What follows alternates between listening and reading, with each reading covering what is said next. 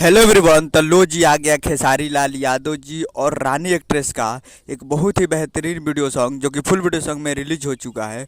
और इस गाने को लिखे अभिनव प्रताप सिंह जी और इसमें म्यूजिक दिए हैं प्रियांशु सिंह जी।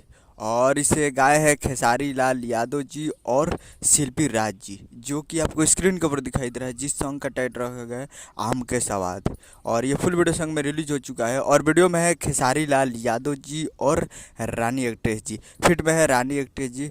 तो आज वीडियो सॉन्ग रिलीजिंग ऑन 14 जून को सुबह 6 बजे फुल वीडियो सॉन्ग को रिलीज कर दिया गया है।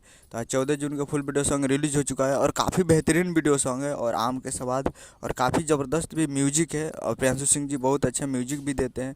तो ये आ चुका है और 1-2-3 घंटे में ये ट्रेंडिंग में भी जाएगा। तो आप लोग अभी तक नहीं देखे हैं तो आप लोग जाइए web music Bhojpuri YouTube channel पे फुल वीडियो सॉन्ग जाकर देखिए और प्यार दीजिए। उम्मीद कर रहा हूँ कि वीडियो अच्छा लगा तो चैनल को सब्सक्राइब लाइक तो कैसे कि सारी लाल यादव जी के लेटेस्ट न्यूज लाते रहे और वीडियो अच्छा लगा तो वीडियो को एक लाइक कीजिए। मिलते हैं अगले वीडियो में।